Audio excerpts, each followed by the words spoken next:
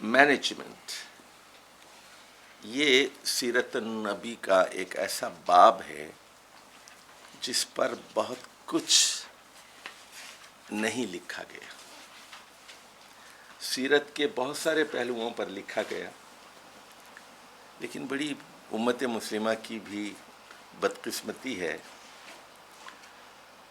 کہ اس پہلو پر زیادہ ہمارے اہل علم اور اہل تالیف و تصنیف کی نگاہ نہیں ہے. مثال کے طور پر بدر میں 313 لوگ موجود تھے،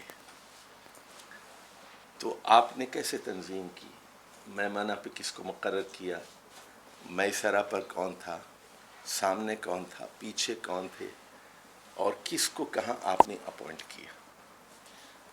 احد میں تنظیم کیسے تھی؟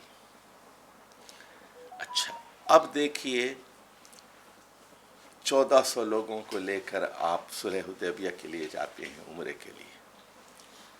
1400 ہی لوگ خیبر کی جنگ میں شریک ہوتے ہیں 7 ہجری کے اوائل میں. 8 ہجری رمضان میں 10,000 لوگوں کو لے کر آپ فتح مکہ کے لیے نکلتے ہیں.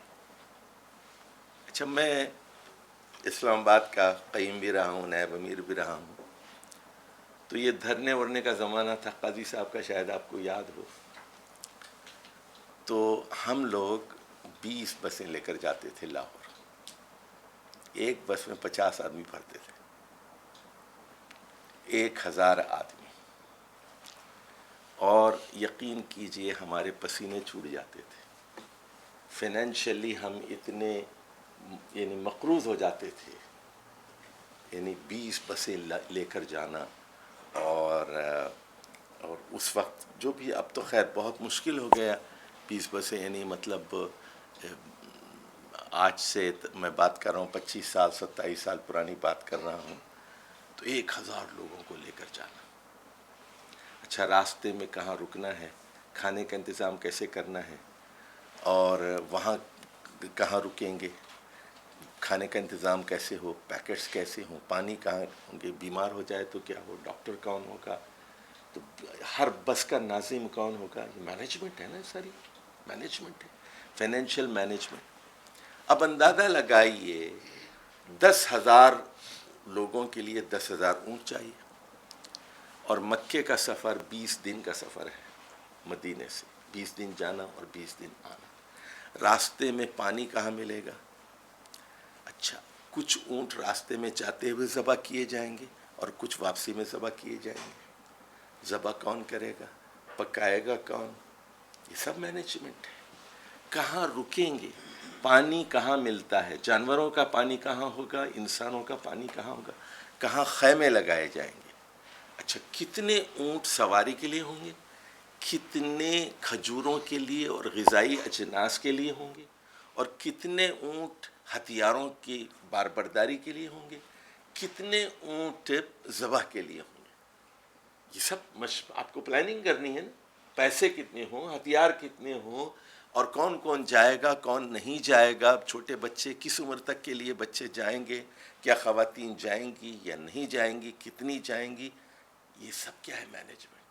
اور اگلے سال 9 ہجری میں 30,000 لوگوں کو لے کر آپ نے رومن امپائر کو چیلنج کیا. یہ سب مینجمنٹ ہے. تو آپ لوگ یہ سنتیں تو جان لیتے ہیں کون سی. یہ مسواک کی سنت ہے، اور کانا یحب الحلوہ، یہ حدیث تو آپ کو یاد بہت ہے. اور سیدھے ہاتھ سے کھانا چاہیے، سیدھا پیر رکھنا چاہیے. یہ ساری حدیثیں آپ پڑھتے ہیں مولوی صاحب کی، یہ مرغوب چیزیں ہیں. لیکن مولوی صاحب کچھ مینجمنٹ کے بارے میں بتائیے. ہیومن ریسورس مینجمنٹ کیا ہے، انسانوں کے ساتھ کس طرح رویہ اختیار کیا جائے، انسانوں کی تنظیم کیسے کی جائے، انسانوں کے اندر جوہر کس طرح تلاش کیے جائیں. ایک بات تو آپ جانتے ہیں، اس کے دہرانے کی ضرورت نہیں ہے، میں اشارے کر دیتا ہوں. اللہ تعالیٰ نے سورۃ آل عمران کی آیت نمبر 104 میں فرمایا، وَلْتَكُن مِّنكُمْ أُمَّةٌ يَدْعُونَ إِلَى الْخَيْرِ. تم میں ایک جماعت ایسی ہونی چاہیے جو خیر کی طرف دعوت دے. تو یہاں کیا لفظ استعمال ہوا؟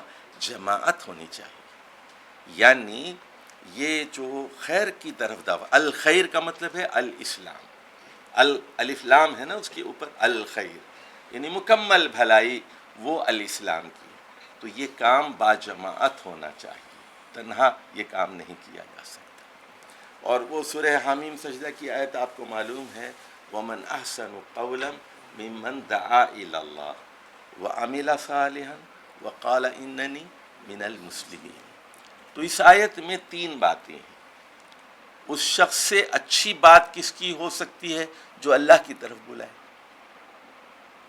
یعنی یہ دنیا آوازوں کا ایک جنگل ہے، ہر آدمی بلا رہا ہے، کوئی زنا کی طرف بلا رہا ہے، کوئی رشوت کی طرف بلا رہا ہے، کوئی صوبائیت کی طرف بلا رہا ہے، کوئی لسانیت کی طرف، کوئی وطنیت کی طرف، بہت سارے لوگ دعوت دے رہے ہیں یہاں، لیکن ان سب میں اچھی بات کس کی ہے؟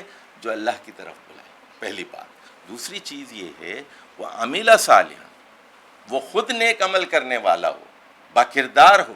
تیسری بات یہ ہے وہ تنہا نہیں ہے، وقال اننی من المسلمین، میں سر تسلیم خم کر دینے والوں میں سے ایک ہوں، من المسلمین ہوں، میں بندگان خدا میں سے ایک ہوں، جو خدا کے آگے اپنے آپ کو حوالے کر دیتے ہیں، سپرد کر دیتے ہیں، ان میں سے ایک ہوں۔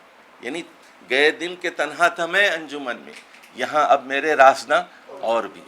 تو یہ کام ہی باجماعت کرنے کا کام ہے۔